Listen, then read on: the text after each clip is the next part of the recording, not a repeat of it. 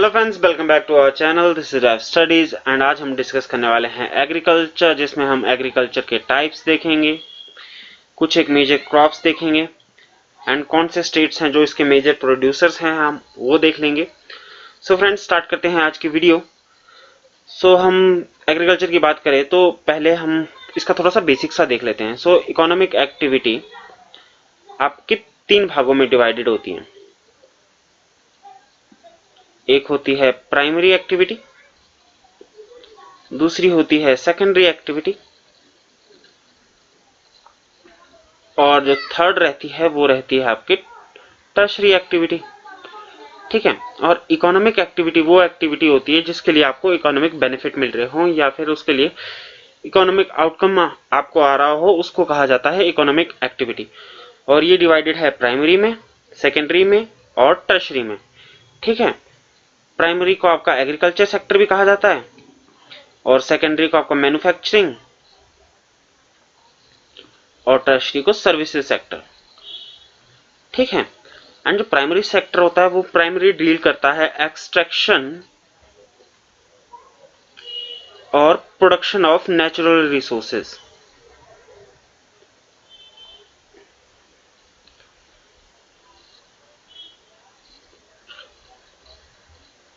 और वहीं पर जो आपका सेकेंडरी सेक्टर है या फिर मैन्युफैक्चरिंग सेक्टर है वो आपका कंसर्न रहता है, उसका मेन कंसर्न रहता है ये जो आपके नेचुरल प्रोसेसेस होते हैं या फिर जो प्राइमरी सेक्टर से जो आपका आउटपुट निकलता है उसको प्रोसेस करना, उसको कहा जाता है आपका सेकेंडरी सेक्टर।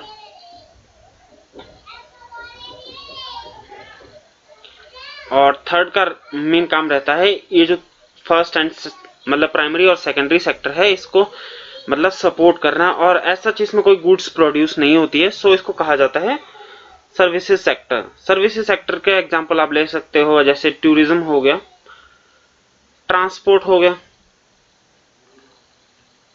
हेल्थ हो गया, एजुकेशन हो गया। ये सब आपके जो एग्जांपल है ये आपके टर्शरी सेक्टर के एग्जांपल है। सो अगर हम बात करें यहाँ पर primary activities include those connected with the extraction and production of natural resources are called primary activities. और इसमें आपकी इंक्लूड रहती है एग्रीकल्चर, फिशिंग, और फिशिंग एंड गैदरिंग उसको भी कहा जाता है, हंटिंग एंड गैदरिंग उसको भी आपका ये एग्रीकल्चर में आ जाता है। ठीक है। और सेकंड है आपका मैन्युफैक्चरिंग सेक्टर या फिर secondary activities are concern with the processing of these resources. और इसके एग्जांपल हो सकते हैं आपके मैन्युफैक्चरिंग ऑफ स्टील हो गया, बेकिंग ऑफ ब्रेड हो गया, वीविंग ऑफ क्लोथ्स हो गया। ये सब आपके मैन्युफैक्चरिंग सेक्टर या फिर सेकेंडरी एक्टिविटीज है उसका एग्जांपल है। ठीक है। और जैसा कि हमने पिछले स्लाइड में देखा, टर्शरी एक्टिविटीज और वो एक्टिविटीज होती हैं जो आपके सपोर्ट करते हैं प्राइमरी एंड सेकेंडरी सेक्टर को, उनको कहा जाता है सर्विसेज सेक्टर या फिर टर्शरी एक्टिविटीज। इसमें आते हैं ट्रांसपोर्ट, ट्रेडिंग, बैंकिंग, इंश्योरेंस और एडवर्टीजमेंट वगैरह। ये सब आपके टर्शरी सेक्टर के एग्जांपल हैं। ठीक है। एंड नेक्स्ट जो डेफिनेशन है वो है आपकी एरेबल लैंड। एरेबल लैंड वो लैंड होती है जहां पर आपकी क्रॉप्स ग्रोन की जाती है, उसको कहा जाता है आपका एरेबल लैंड। फॉर एग्जांपल आपका खेत हो गया। ठीक है। ये आपके एग्जांपल है एरेबल लैंड के। एग्रीकल्चर सेक्टर की हम बात करें तो आपके एग्रीकल्चर सेक्टर हमारा इतना वैल्यूबल है कि इसकी जो हमारी जो इंडिया की जो पॉपुलेशन है उसका 2/3 पार्ट अभी स्टिल आपका डिपेंड करता है आपका एग्रीकल्चर के ऊपर। सो इतनी हमारी जो इसकी इंपॉर्टेंस रहती है एग्रीकल्चर की, एंड ये 2/3 पॉपुलेशन है आपका, अपना जो लाइवलीहुड है ये इसी मतलब सेक्टर से आपका ड्राइव कर रहे हैं आप। ये जो हमारे लोग होते हैं मतलब इंडिया की जो पॉपुलेशन है। सो जैसे कि हमने पहले देख लिया कि आज का जो टॉपिक है वो है आपका एग्रीकल्चर से रिलेटेड, एंड नेक्स्ट की जो वीडियोस आएगी हम उसमें देखेंगे मैन्युफैक्चरिंग से रिलेटेड और सर्विसेज सेक्टर से रिलेटेड। सो आज हम एग्रीकल्चर ही डिस्कस करने वाले हैं। तो एग्रीकल्चर की एक डेफिनेशन देख लेते हैं। तो एग्रीकल्चर आपका बेसिकली होता है आपका रेजिंग क्रॉप्स और लाइफ स्टॉक्स, इसको कहा जाता है आपका एग्रीकल्चर। मतलब आपका क्रॉप्स और लाइफ स्टॉक्स को ग्रो करना, उसको कहा जाता है आपको मतलब एग्रीकल्चर कहा जाता है। ठीक है। और it is also called as farming. ठीक है। अब कई बार आपके मतलब कईयों को मिथ होता है कि सिर्फ आपका क्रॉप्स को ही ग्रो करना आपका एग्रीकल्चर होता है, बट वो बात नहीं है। आपका जो लाइफ स्टॉक्स हो गया, फॉर एग्जांपल उसमें काउज हो गए, शिप्स के हर्ड्स हो गए, इनको भी आपका मतलब एग्रीकल्चर में ही इंक्लूड किया जाता है, ठीक है। सो agriculture is raising crops and rearing life stocks, इसको कहा जाता है agriculture, and it is also called as farming. और ये भी आपके डिफरेंट प्रकार की होती है जो एग्रीकल्चर है। फॉर एग्जांपल विटीकल्चर, विटीकल्चर मतलब आपके कल्टीवेशन ऑफ ग्रेप्स, ठीक है, उसको कहा जाता है विटीकल्चर। वहीं पर जो पिसीकल्चर है वो कहा जाता है breeding of fish in specially constructed tanks और पॉन्ड्स, उसको कहा जाता है पिसीकल्चर। और हॉर्टिकल्चर होता है, हॉर्टिकल्चर है related to growing of vegetables, flowers और फ्रूट्स, इनको कहा जाता है हॉर्टिकल्चर। और इसका जो मेन पर्पस रहता है वो रहता है फॉर कमर्शियल यूज, ठीक है। इन सबको जो वेजिटेबल्स हो गए, फ्लावर्स हो गए, फ्रूट्स हो गए, इनको ग्रो करने का जो मेन पर्पस रहता है वो रहता है आपको ताकि इनको मार्केट में सेल करके इनका मतलब पैसे मिल सके या फिर आपको मनी मिल सके, या जिससे आपका लाइवलीहुड चलता है, ठीक है। जो है वो है सेरिकल्चर। सेरिकल्चर मतलब कि आपका commercial rearing of silk worms, ठीक है, उसको कहा जाता है सेरिकल्चर। सो एक फार्म सिस्टम की हम बात कर लेते हैं, एक सिस्टम, फार्म और सिस्टम, ठीक है। और ये जो प्रोसेस है ये आपका इंडस्ट्री में भी इंक्लूड होती है, मतलब इंडस्ट्री में भी यही आपकी जो प्रोसेस है वो इंक्लूड रहती है। सो इसमें आपके तीन आपके मेन सेक्टर रहते हैं। एक रहता है इनपुट, तीन पार्ट्स रहते हैं जिसको कहता है, एक का नाम रहता है इनपुट, प्रोसेसेस और आउटपुट, ठीक है। सो इनपुट मतलब कि आपके एग्रीकल्चर में आपका कौन कौन से जो इनपुट है, मतलब कौन कौन सी जो चीजें हैं वो लग रही हैं। फॉर एग्जाम्पल जब भी आप एग्रीकल्चर या फिर क्रॉप्स ग्रो कर रहे होते हैं तो आपको क्या क्या चाहिए होता है। फॉर एग्जाम्पल आपको पहली बात तो आपको बीज चाहिए, फिर फर्टिलाइजर्स हो गया, वीडिसाइड्स हो गए आपके, और इंसेक्टिसाइड्स हो गए, लेबर हो गया, आपको मतलब फार्म में काम करने के लिए आपको लेबर भी चाहिए होगा, ऐसे तो नहीं होगा कि आपका फार्म खुद ही मतलब ये सब यूज कर लेगा। सो इसके लिए आपको लेबर भी चाहिए होगा। सो आपको बीज हो गया, इसमें फर्टिलाइजर्स हो गए, वीडिसाइड्स हो गए, इंसेक्टिसाइड्स हो गए, लेबर हो गया, फिर मशीनरी हो गई। अगर आप मतलब मॉडर्न फार्मिंग कर रहे हैं तो आपको मशीनरी भी यूज कर सकते हो आप। फॉर एग्जांपल ट्रैक्टर्स हो गए, थ्रेशर्स हो गए, ये सब आपके मतलब इनपुट्स में आते हैं जो आपके मतलब इसमें लगने वाले हैं एग्रीकल्चर में, ठीक है। और प्रोसेसेस मतलब कि कौन कौन सी प्रोसेसेस से आप गुजर रहे हैं ताकि आपका जो मतलब है क्रॉप है वो ग्रो होगी बाद में चल के। फॉर एग्जांपल आप करते हो प्लोइंग करते हो, आप खेत को जोतते हो, फिर उसको हार्वेस्ट करते हो, ये सब जो प्रोसेसेस रहती हैं ये आपका प्रोसेसेस का पार्ट रहता है, ठीक है। और लास्ट में है आउटपुट। आउटपुट मतलब कि आपका जो एंड रिजल्ट है आपका एग्रीकल्चर का। फॉर एग्जांपल हमने अगर राइस की खेती की है तो हमारा जो आउटपुट रहेगा वो रहेगा राइस। अगर वीट की खेती की है तो हमारे को जो आउटपुट रहेगा या फिर रिजल्ट रहेगा वो रहेगा आपका वीट, ठीक है। वैसे ही आपका सेम प्रोसेस आपको यूज होती है आपके जब इंडस्ट्री की बात करते हैं, और ये हम जब इंडस्ट्री आएगी वैसे भी देख लेंगे, बट मैं आपको थोड़ा सा इसको ब्रॉडली से समझा देता हूँ, बट फर्स्ट इसको रफ कर देता हूँ मैं। वहीं पर अगर हम इंडस्ट्री की बात करें, फॉर एग्जांपल देखो यहाँ पर मैं इंडस्ट्री सेक्टर की बात कर रहा हूँ, तो उसमें भी कुछ एक इनपुट्स लगते हैं। फॉर एग्जांपल आपको इंडस्ट्री सेटअप करने के लिए कुछ एक इनपुट्स लगते हैं। फॉर एग्जांपल लैंड होगा जहां पर आपकी फैक्ट्री बनेगी, ठीक है। फिर लेबर, जो वहां पर लोग जो काम करेंगे वो काम करेंगे, वैसे हो गया, ठीक है। फिर हो गया कैपिटल वगैरह हो गया, ये सब आपके जो इनपुट रहते हैं कि मतलब जो जो आपको इंडस्ट्री सेटअप करने के लिए कुछ एक इनपुट लगते हैं उसको कहा जाता है, ठीक है। और प्रोसेसेस मतलब कि उसको जो उस फैक्ट्री में आपके फैक्ट्री सेटअप में आपकी कौन कौन सी प्रोसेसेस हो रही है। फॉर एग्जांपल जब आप आयरन या स्टील इंडस्ट्री की बात करते हैं तो वहां पर एक ब्लास्ट फर्नेस होता है, ठीक है। वहां पर आपको कोल वगैरह हो गया, आयरन ओर हो गया, ये सब आपका यूज होता है, ये प्रोसेसेस होती हैं। सो जिससे आपका मतलब इस प्रोसेस से गुजर के मतलब जो फाइनल प्रोडक्ट है वो बनता है। और आउटपुट मतलब अगर for example iron and steel industry की हम बात कर रहे हैं तो उसमें आपका रहता है आपका स्टील रहेगा, ठीक है। ये जो फार्म सिस्टम हो गया या फिर ये आपका एग्रीकल्चर में यूज होता है, मतलब इसको आप एग्रीकल्चर में भी देख सकते हो और सेम ही प्रोसेस से आप इसको इंडस्ट्री सेक्टर में भी देख सकते हो। ठीक है, सो दोस्तों अब हम बात कर लेते हैं ऑर्गेनिक फार्मिंग के बारे में, और आपने कई बार इसको न्यूज में भी सुना होगा। ठीक है, सो आज देख लेते हैं कि ऑर्गेनिक फार्मिंग होती क्या है। सो ऑर्गेनिक फार्मिंग आपकी वो होता है, जैसे कि हमने फार्म सिस्टम में देखा था, आपका इनपुट्स की बात की थी, हमने प्रोसेसेस की बात की थी और आउटपुट की बात की थी। ठीक है, सो इनपुट पे हमने वीडीसाइड्स देख लेते, फर्टिलाइजर्स देख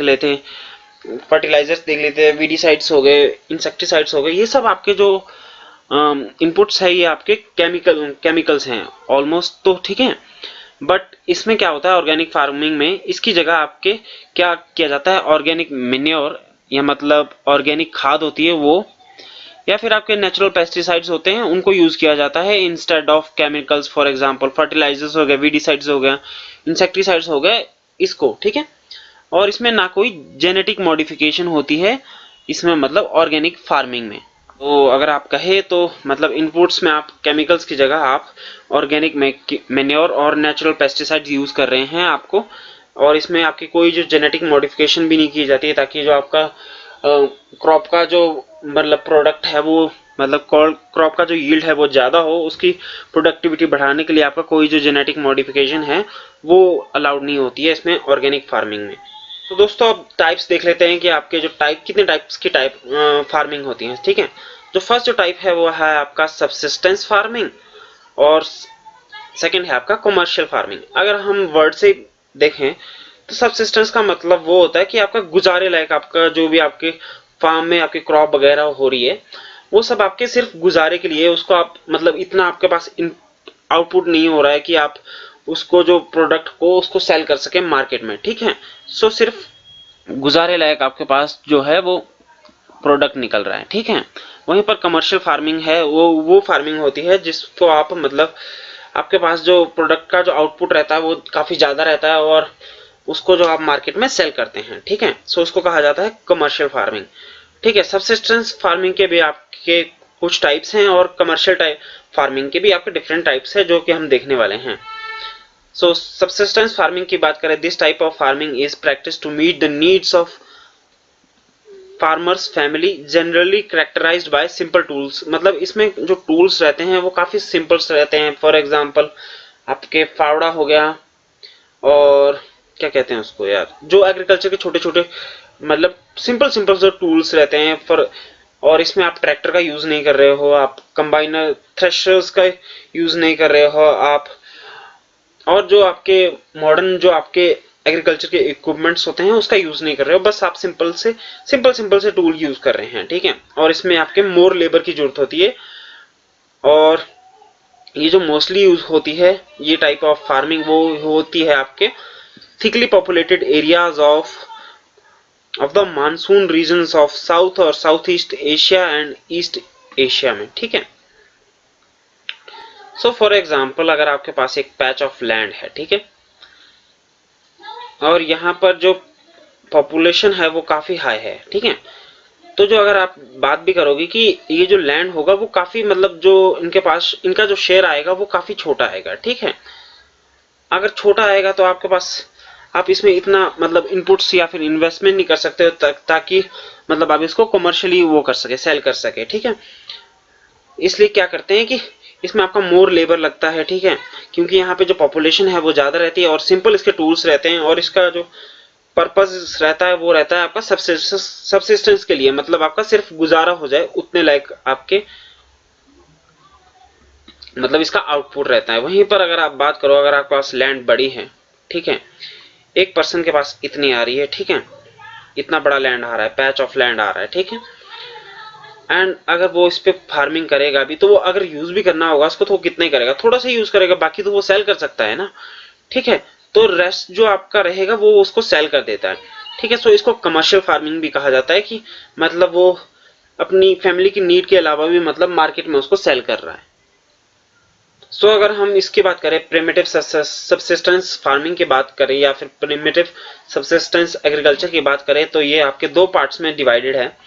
सो अगर हम देखो वो देख रहे हैं सबसिस्टेंस फार्मिंग की में, उसमें यही टाइप है प्रिमिटिव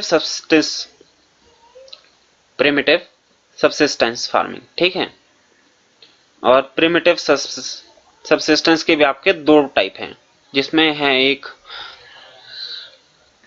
शिफ्टिंग कल्टीवेशन और सेकंड है आपका नोमैडिक हर्डिंग।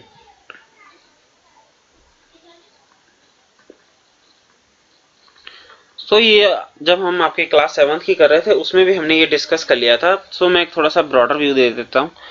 सो ये जो शिफ्टिंग कल्टीवेशन होती है ये वहां पर यूज की जाती है जहां पर आपके जो फॉरेस्ट होते हैं काफी थिकली पॉपुलेटेड, थिकली होते हैं, मतलब वहां पर काफी जो फॉरेस्ट की जो संख्या होती है या फिर ट्रीज की संख्या होती है वो काफी ज्यादा होती है। मतलब फॉर एग्जांपल अमेजोन बेसिन हो गया, ट्रॉपिकल अफ्रीका हो गया, और साउथ ईस्ट एशिया में जहां, और नॉर्थ ईस्ट इंडिया में वहां पर जहां पर जो फॉरेस्ट की जो मतलब फॉरेस्ट काफी थिकली हैं, थिक हैं, ठीक है, और ये काफी जल्दी रीग्रो हो रहे हैं, ठीक है।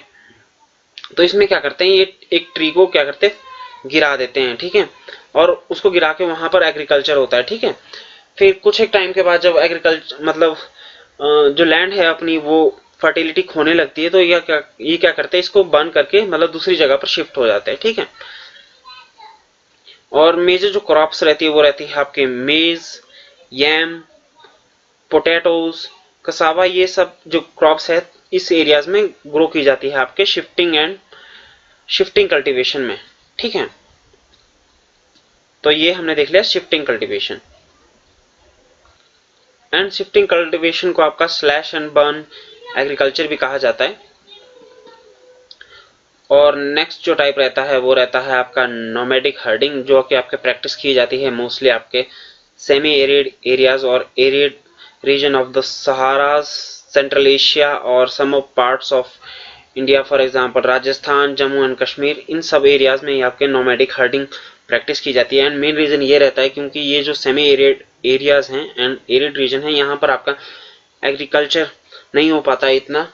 सो ये क्या करते हैं, इसकी जगह इंस्टेड ऑफ दिस ये क्या करते हैं, इन्होंने दूसरी जो प्रैक्टिस होती है ये डेवलप कर लेते हैं। और इसमें क्या होता है कि in this type of farming herdsman ये क्या करते हैं, मूव करते हैं from one place to another place with their animals for food and water, ठीक है, और अलोंग डिफाइंड रूट्स। ये मैंने पहले भी डिस्कस कर लिया है पहले की क्लासेस में। इसमें क्या होता है, हर्ड्समैन क्या करते हैं अपने जो शिप मतलब फॉर एग्जांपल जो भी उनके पास हर्ड्स है, फॉर एग्जांपल आपके हो गई गोट हो गई या फिर शीप हो गई, ये इनके साथ मूव करते रहते हैं। और इससे क्या करते हैं, ये मोस्टली जो इनका लाइवलीहुड रहता है वो रहता है इन्हीं से ही रहता है, जो इनके पास लाइफ स्टॉक्स होते हैं। फॉर एग्जाम्पल अगर आप ये शीप्स का ले रहे हैं तो ये शीप्स की जो ऊन होती है या फिर उसका थ्रेड होता है, बाल होते हैं, इसको उखाड़ के मतलब कुछ एक इनको सेल करते हैं, ठीक है, या फिर इनका जो मतलब दूध हो गया इनको बेचते हैं, या फिर जब इनको नीड पड़ती है तो मतलब कई बार इनको काट के खाते भी हैं, ठीक है। सो इससे इनका जो हर्ड्समैन होते हैं इनका मेजरली लाइवलीहुड इन्हीं का होता है, ठीक है। और ये जो मूवमेंट होती है बेसिकली रहती है आपके because of the climatic constants और टेरेन की वजह से इनका मेजर रीजन रहता है आपका मूवमेंट का। एंड फॉर एग्जांपल आपके गर्मियों में आपके देखना कभी माउंटेन्स में आपके जो टेम्परेचर रहता है वो काफी कम रहता है, तो ये क्या करते हैं, ये उस टाइम मूव करने लगते हैं आपके माउंटेन की तरफ। एंड वहीं पर आप देखोगे जो आपके ठंड में आपके माउंटेन्स में आपका जो टेम्परेचर रहता है वो काफी कम रहता है, तो ये क्या करते हैं, मूव करते हैं from mountains to plain areas, ठीक है। सो इस तरीके से इनका कुछ मूवमेंट्स रहता है और ये इसको कहा जाता है नोमैडिक हर्डिंग। और ये प्रैक्टिस की जाती है यहाँ एरियाज पे जहां पर आपके सेमी एरिड या फिर एरिड एरियाज होंगे जहां पर आपकी बारिश कम हो, ठीक है। फॉर एग्जांपल सहारा हो गया, सेंट्रल एशिया हो गया, और राजस्थान में आपको पता है काफी जो बारिश होती है काफी कम होती है, राजस्थान हो गया या फिर जम्मू कश्मीर हो गया, इन सब एरियाज में आपके और इनके जो लोकली नाम भी अलग अलग होते हैं। फॉर एग्जांपल हिमाचल में अगर बात कहें तो इनको कहा जाता है गद्दी कहा जाता है, एंड जम्मू कश्मीर में इनको कुछ और कहा जाता है, ठीक है। और नेक्स्ट है हमारी कमर्शियल फार्मिंग। कमर्शियल फार्मिंग में आपके जो क्रॉप्स होती है या फिर जो एनिमल्स होते हैं ग्रो किए जाते हैं या फिर कल्टीवेट किए जाते हैं, वो उनका मेन पर्पज रहता है वो रहता है आपका टू सेल इन मार्केट, ठीक है। और इसमें जो आपका मोस्ट जो वर्क रहता है वो रहता है आपका डन किया जाता है आपका मशीन्स के द्वारा। और इसमें भी आपके कमर्शियल जो फार्मिंग रहती है, इसके भी आपके काफी टाइप्स हैं। For example commercial grain farming,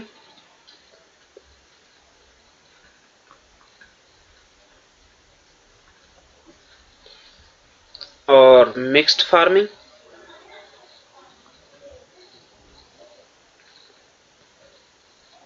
और प्लांटेशन एग्रीकल्चर। ठीक है, और इनको हम वन बाय वन देखेंगे। ठीक है, वन बाय वन देख लेंगे। Plantation agriculture. सो फर्स्ट जो है हम वो देख रहे हैं हमारा कमर्शियल ग्रेन फार्मिंग। ठीक है, सो इसमें जो ग्रेन्स होते हैं वो ग्रो किए जाते हैं for purpose of selling them in the market. ठीक है, और इसमें जो आपकी मोस्टली सेल होती है या फिर कह सकते हो आप वो रहती है आपकी वीट हो गई या फिर मेज हो गई। और दिस टाइप ऑफ फार्मिंग जो आपकी कमर्शियल ग्रेन फार्मिंग है आपकी मोस्टली प्रैक्टिस की जाती है आपके टेम्परेट ग्रासलैंड्स में।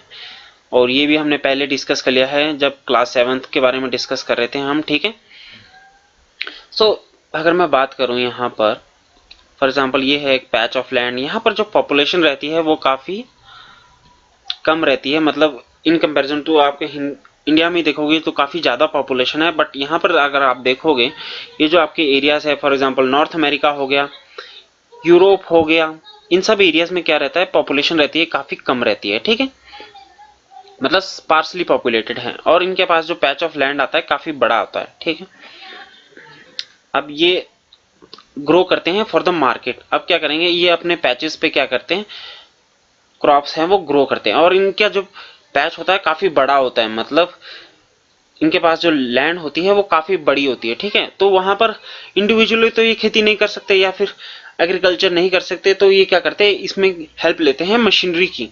सो फॉर एग्जांपल ट्रैक्टर्स हो गए, उनका यूज किया जाता है आपका। ठीक है, और इनमें जो विंटर्स में होता है, विंटर्स में आपके जो विंटर्स रहते हैं ये आपकी काफी मतलब सिवियर रहते हैं। तो इसमें क्या करते हैं यहाँ पर इस टाइम कोई क्रॉप ग्रो नहीं की जाती, मतलब कुछ एक टाइम तक ही इसमें क्रॉप ग्रो की जाती है, वो भी सिंगल क्रॉप ग्रो की जाएगी। मतलब एक सीजन वाली जो क्रॉप रहेगी उसको ही ग्रो किया जाएगा एंड जो आपकी विंटर सीजन वाली होगी उसको नहीं ग्रो किया जाता, क्योंकि आपका जो विंटर रहता है वो काफी सिवियर रहते हैं। ठीक है, एंड वहीं पर आपके जो कमर्शियल आपके फार्मिंग का जो सेकंड एग्जांपल था वो था, सेकंड टाइप था वो था आपका मिक्स्ड फार्मिंग। मिक्स्ड फार्मिंग मतलब कि आपके यहाँ पर एक ही फार्म पर आप क्या कर रहे हो, हाँ आप क्रॉप भी ग्रो कर रहे हो और आपके एनिमल्स या फिर लाइफ स्टॉक्स भी आप ग्रो कर रहे हो या फिर रियर कर रहे हो, उसको कहा जाता है मिक्स्ड फार्मिंग। ठीक है, और ये प्रैक्टिस की जाती है मोस्टली आपके यूरोप में, ईस्टर्न यूएसए में, अर्जेंटीना में, साउथ ईस्ट ऑस्ट्रेलिया, न्यूजीलैंड, ये सब आपकी कंट्रीज है जहां पर ये जो फार्मिंग है मिक्स्ड फार्मिंग ये आपके प्रैक्टिस की जाती है। और नेक्स्ट है आपका थर्ड है जिसका नाम है प्लांटेशन फार्मिंग। प्लांटेशन फार्मिंग आपकी वो टाइप होती है कमर्शियल फार्मिंग का जहां पर आपके सिंगल क्रॉप ग्रोन की जाती है। फॉर एग्जांपल टी हो गया, कॉफी हो गया, शुगर केन हो गया, कैशूज हो गया, रबड़ हो गया, बनाना हो गया, कॉटन हो गया, ये सब आपके प्लांटेशन क्रॉप्स के एग्जांपल है। ठीक है, और इसमें जो आपका जो कैपिटल रहता है वो काफी लार्ज रहता है, लेबर आपकी ज्यादा मतलब काफी रहता है, लार्ज अमाउंट में रहता है। फॉर एग्जांपल आपका एक चाय का बागान का मतलब बागान है, बगीचा है। ठीक है, सो आपको पता है उसको आप मशीन के द्वारा तो नहीं निकालते हैं। ठीक है, जो उनकी जो लीव्स रहती है उनको नहीं निकालते क्योंकि वो काफी डेलिकेट रहती है। ठीक है, तो उसके लिए काफी लेबर इंटेंसिव रहती है कि मतलब यहाँ पर आपके लेबर्स लगाने पड़ते हैं आपको just to plug the leaves, है ना, और इसको फिर प्रोसेस वगैरह करते हैं। तो मतलब ये जो इंडस्ट्री रहती है काफी मतलब कैपिटल इंडस्ट्रीज मतलब कैपिटल रहती है, कैपिटल इंटेंसिव रहती है। ठीक है, और ये जो आपकी क्रॉप्स रहती है आपकी मोस्टली ट्रॉपिकल रीजन की क्रॉप्स रहती हैं जो मतलब ट्रॉपिकल एरियाज में ग्रो की जाती हैं। फॉर एग्जांपल जो रबड़ होता है वो आपका मलेशिया में, coffee in Brazil, T in India और श्रीलंका में भी कुछ मतलब ये एग्जांपल्स मिलते हैं इसके प्लांटेशन क्रॉप के। सो दोस्तों अब हम एक मेजर क्रॉप्स देख लेते हैं कि मेजर क्रॉप कौन सी है और कौन मतलब इनको कौन कौन सी जो टेम्परेचर कंडीशंस हैं वो चाहिए। फिर इनकी सॉइल के बारे में देख लेंगे कि सॉइल कौन कौन सी चाहिए होती है इनको, और मेजर प्रोड्यूसर देख लेंगे जो इंडिया में आपके मेजर प्रोड्यूसर्स हैं उनको देखेंगे। ठीक है, सो फर्स्ट जो क्रॉप रहती है वो रहती है आपकी राइस के बारे में खासियत ये है कि इसको चाहिए होता है हाई टेम्परेचर, हाई ह्यूमिडिटी और रेनफॉल। ठीक है, और it grows best in alluvial soil में। ठीक है, विच कैन रिटेन वाटर। ठीक है, और चाइना लीड करती है आपको in terms of production of rice, और उसके बाद रहती है आपके इंडिया, जापान, श्रीलंका, इजिप्ट। यहाँ पर सब में आपके राइस की जो प्रोडक्शन होती है वो काफ़ी हाई रहती है। ठीक है, सो कंडीशंस थी इसकी हाई ह्यूमिडिटी आपको पता है, हमने पहले क्लासेस में देख लिया है। रेनफॉल भी आपको पता है क्या होता है। ठीक है, अलुवियल सॉइल भी हमने अभी सॉइल्स हमने चेक नहीं किए, बट थोड़ा सा हमने सॉइल के बारे में देख लिया था कि सॉइल होती क्या है। ठीक है, सो इंडिया में इसका जो सबसे लार्जेस्ट प्रोड्यूसर स्टेट है वो है आपका वेस्ट बंगाल। एंड सेकंड जो इम्पोर्टेंट क्रॉप है उसका नाम है वीट। वीट का क्या जरूरत होती है, उनको जरूरत होती है मॉडरेट टेम्परेचर, मतलब जो टेम्परेचर है वो इतना हाई नहीं होना चाहिए, टेम्परेचर आपका कम होना चाहिए, और रेनफॉल होना चाहिए ड्यूरिंग ग्रोइंग सीजन। ठीक है, और bright sunshine at the harvest. ठीक है, और it thrives best in the loamy soil. ठीक है, well drained loamy soil.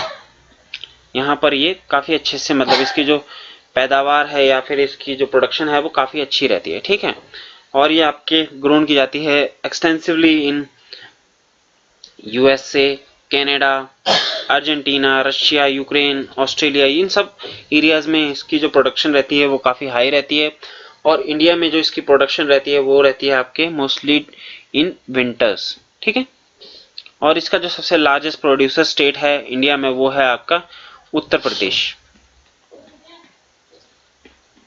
And third जो एग्जांपल है वो है आपके मिलेट्स। मिलेट्स क्या होती हैं, आपके कोर्स ग्रेन्स होती हैं। ठीक है, they can be grown in less fertile और सैंडी सॉइल्स। ठीक है, so it is a Hardy crop that needs low rainfall, मतलब ये लो रेनफॉल में भी इसकी जो प्रोडक्शन है वो की जा सकती है। ठीक है, हाई टू मॉडरेट टेम्परेचर, मतलब टेम्परेचर उसको इसके लिए ज़्यादा टेम्परेचर की जरूरत होती है, और थोड़ा सा रेनफॉल तो होना चाहिए इसके बारे में। ठीक है, और इसकी जो मेजर क्रॉप्स रहती है फॉर एग्जांपल ज्वार हो गया, बाजरा हो गया, रागी हो गया, ये सब आपके इंडिया में ग्रोन की जाती हैं। एंड फोर्थ जो क्रॉप है वो उसका नाम है आपका मेज। मेज मतलब कि आपका मेज जो रिक्वायर करती है वो करती है आपका मॉडरेट टेम्परेचर, मतलब टेम्परेचर है वो इतना हाई भी नहीं होना चाहिए और इतना कम भी नहीं होना चाहिए। ठीक है, और रेनफॉल भी की नीड भी इसको होती है, और सनशाइन की जरूरत होती है। ठीक है, it needs well drained fertile soils, और इसकी जो मेजर प्रोडक्शन रहती है वो आपके ग्रोन किया जाता है mostly in north America, Brazil, China, Russia, Canada, India और मैक्सिको में भी। और ठीक है, और इसका जो मेजर प्रोड्यूसर है आपका इंडिया में वो है आपका बिहार। एंड फिफ्थ जो है वो है आपका cotton. Cotton requires high temperature, ठीक है, और light rainfall and 210 forest free days. ठीक है, और bright sunshine for its growth. ठीक है, it grows best on the black and alluvial soil, मतलब ब्लैक एंड अलुवियल सॉइल में ये इसकी जो प्रोडक्शन रहती है वो काफ़ी अच्छी रहती है, ग्रोथ काफ़ी अच्छी रहती है। ठीक है, और इसके लिए जो रिक्वायरमेंट रहती है वो रहती है हाई टेम्परेचर हो गया, लाइट रेनफॉल हो गया, प्लस फॉरेस्ट फ्री डेज, मतलब इतने जो 210 आपके फॉरेस्ट फ्री डेज चाहिए, और सनशाइन भी आपको चाहिए फॉर इट्स ग्रोथ। ठीक है, और इसका जो मेजर प्रोड्यूसर है आपका इंडिया में वो है आपका गुजरात। एंड सिक्स्थ है आपके जूट। जूट जो जिसको आप गोल्डन फाइबर भी कहा जाता है। ठीक है, और इसके लिए जो रिक्वायरमेंट रहती है वो रहती है आपकी अलुवियल सॉइल, और हाई टेम्परेचर, हाई रेनफॉल और ह्यूमिड क्लाइमेट में इसकी जो ग्रोथ रहती है वो काफ़ी अच्छी रहती है। ठीक है, और ये मोस्टली ग्रो की होती है आपके ट्रॉपिकल एरियाज में। ठीक है, और इंडिया और बांग्लादेश हो गए, ये जो कंट्रीज होगी आपके मेजर प्रोड्यूसर है आपके जूट के। ठीक है। और इंडिया में सबसे बड़ा जो प्रोड्यूसर स्टेट है उसका नाम है वेस्ट बंगाल। एंड नेक्स्ट है आपकी कॉफी। कॉफी के लिए आपको जो रिक्वायरमेंट रहती है वो रहती है वार्म और वेट क्लाइमेट की, ठीक है, और वेल ड्रेन्ड लोमी सॉइल, ठीक है। Hill slopes are more suitable for growth of this type of crop, ठीक है। और ब्राजील है इसका लीडिंग प्रोड्यूसर है, followed by Colombia and India. यहाँ पर ये जो कॉफी की जो प्रोडक्शन रहती है वो काफी हाई रहती है ब्राजील, कोलंबिया और इंडिया में। और इसकी जो requirement warm, wet climate, loamy soil और ग्रोथ ऑफ और आपके हिल स्लोप्स इसके लिए काफी मोर सुटेबल रहते हैं। और कर्नाटका में इसकी जो आपकी around 70% of total coffee production in India are contributed to Karnataka, attributed to Karnataka, ठीक है।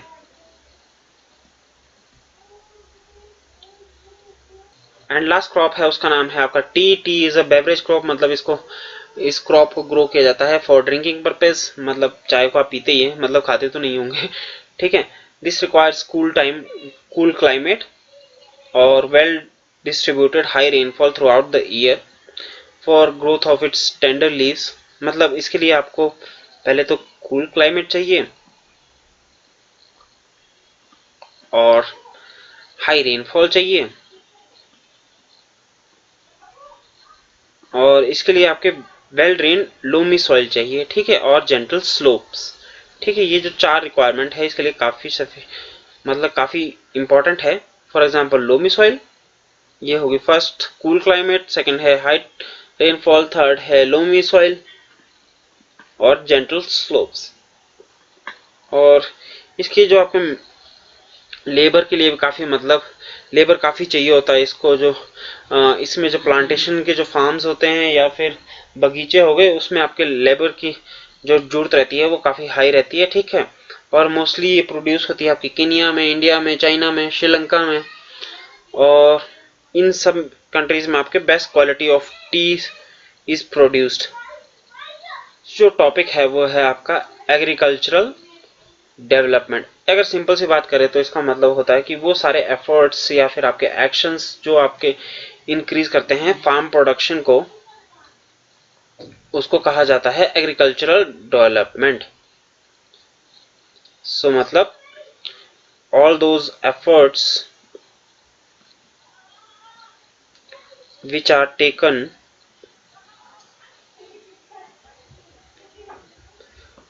To increase the farm production.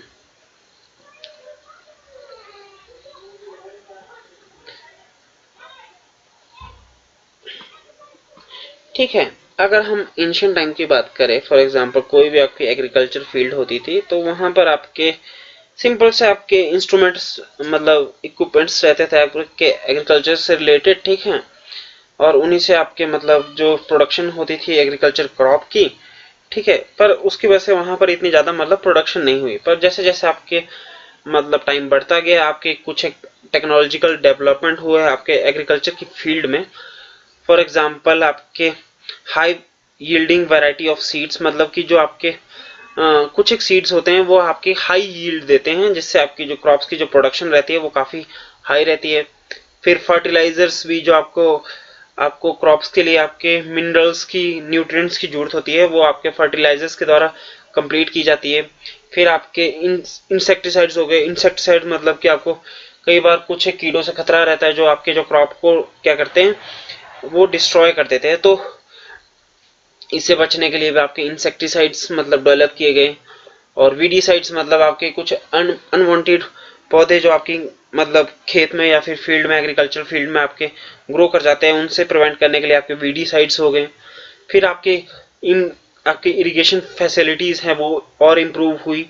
For example जो आपके पिछले टाइम में आपको ऐसा होता था, एंशिएंट टाइम में या मेडिवल टाइम में आप कह सकते हो कि आपका जो मोस्टली जो आपके इंडिया में जो एग्रीकल्चर रहता था वो मोस्टली रिलाय करता था आपका रेनफॉल पे। बट आप कुछ एक टाइम में आपके मॉडर्न टाइम में आपके जो कैनाल्स हो गए, डैम्स हो गए, कुएं हो गए, वेल्स हो गए, इन सब का आपका इरिगेशन के लिए आपको यूज किया जाता है। और इनको जो आपके मतलब क्रॉप के लिए जो नीड होती है आपके वाटर की, वो इन सब से आपके जो मेट की जाती है, ठीक है। और नंबर ऑफ क्रॉप्स भी आपकी मतलब एक एग्रीकल्चर फील्ड पे मतलब जो क्रॉप्स ग्रो की जाती है वो ज़्यादा होती हैं, ठीक है। और आप फॉर एग्जांपल ये आपका एग्रीकल्चर लैंड है, ठीक है, और यहाँ पर आपके कुछ क्वांटिटी का जो वो होता है मतलब क्रॉप होती है वो जनरेट होती है, ठीक है। वहीं पर अगर आप इसका एरिया बढ़ा दोगे तो आपकी जो एग्रीकल्चर क्रॉप होगी वो ज़्यादा होगी ना, तो इसकी वजह से जो आपके प्रोडक्शन है उसमें भी तो इंक्रीज आएगा ना, कि मतलब पहले जो आप 100 कर रहे हो अब आप 500 कर रहे हो, तो इसमें भी तो आपका मतलब जो प्रोडक्शन है उसमें भी इंक्रीज आया है ना। सो इसको कहा जाता है एग्रीकल्चरल प्रोडक्शन। सो दोस्तों आप देख लेते हैं कि कंपैरिजन आपके जो फार्म्स होते हैं आपके यूएसए में और इन कंपैरिजन टू आपके जो इंडिया में फार्म्स होते हैं, ठीक है। जो आपके फार्म्स रहते हैं या फिर लैंड होल्डिंग रहती है आपके फार्मर्स के पास, वहाँ पर काफ़ी ज़्यादा होती है। फॉर एग्जांपल इंडिया में अगर बात करें तो 1.5 हेक्टेयर्स रहती हैं, ठीक है। वहीं पर इनकी जो लैंड होल्डिंग रहती है वो काफ़ी ज़्यादा रहती है, अराउंड 280 या फिर इतने के अराउंड इनकी वो रहती है, मतलब काफ़ी रहती है इन कंपैरिजन टू इंडिया, ठीक है।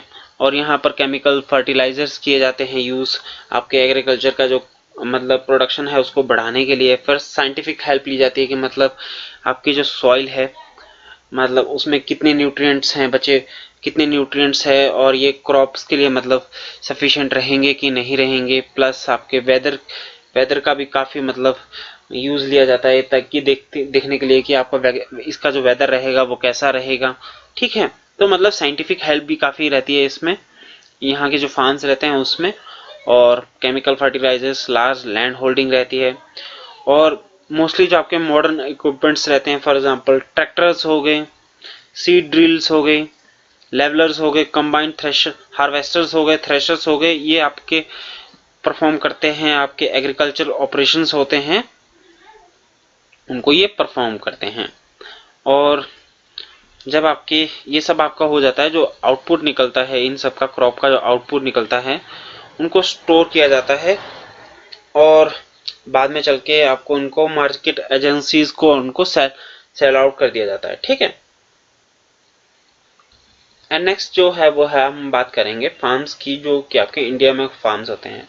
फॉर एग्जांपल इंडिया के जो फार्म्स रहते हैं उनकी जो लैंड होल्डिंग रहती है वो काफ़ी स्मॉल रहती हैं और इसमें अभी भी आपके ट्रेडिशनल मेथड्स का यूज़ किया जाता है। फॉर एग्जांपल अभी भी आप कुछ जगहों पर जाओगे तो वहाँ पर आपके मतलब बुल्स की सहायता से आपके जो खेत हैं वो जोते जाते हैं। पुराने जो ट्रेडिशनल मेथड रहते हैं आपके एग्रीकल्चर के वो अभी भी यूज़ किए जाते हैं। और इसमें जो आपके मॉडर्न इक्विपमेंट्स हो गए, फॉर एग्जांपल ट्रैक्टर्स हो गए, थ्रेशर्स हो गए, कंबाइन हार्वेस्टर्स हो गए, इन सब का यूज़ अभी मतलब इतना प्रचलन में नहीं है, ठीक है। और इनमें जो इनका आउटपुट रहता है, जो आपका बाद में आउटपुट को सेल करने की बारी होती है, तो इनके पास क्या होता है कि एक स्टोरेज की कैपेसिटीज होती है वो नहीं रहती है। तो ये क्या करते हैं मोस्टली जो आपका जो भी इनका मतलब मार्केट में दाम चल रहा है उसी दाम पर ये बेच देते हैं, ठीक है। और जब इसका मेजर रीजन रहता है आपका इनके पास लैक ऑफ स्टोरेज फैसिलिटीज है। फॉर एग्जांपल अगर मैं बात करूं कि मैं एक टोमेटो की मैं खेती करता हूं, ठीक है, और मेरा प्रोड्यूस मतलब हो गया है, ठीक है।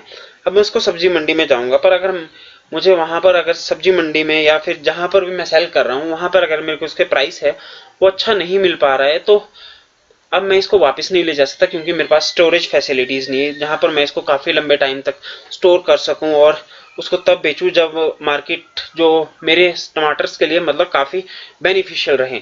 तो ये क्या करते हैं, ये इसको तभी सेल कर देते हैं जिसकी वजह से जो इनकी कंडीशंस रहती है वो भी काफी मतलब खराब रहती है, ठीक है। बट कुछ एक टाइम में रिसेंट ईयर्स में क्या हो रहा है कि गवर्नमेंट ने आपके इनके इनके लिए काफी मतलब मेजर स्टेप्स उठाए हैं। फॉर एग्जांपल गवर्नमेंट क्या कर रही है, स्टोरेज हाउसेस क्रिएट कर रही हैं, ठीक है। सॉइल हेल्थ कार्ड हो गया, किसान क्रेडिट कार्ड हो गया, ये सब आपके जो बेनिफिट्स रह मतलब ये सारे जो एफर्ट्स हैं वो आपके गवर्नमेंट के द्वारा उठाए गए हैं आपके तो एग्रीकल्चर का आपका वो करने के लिए।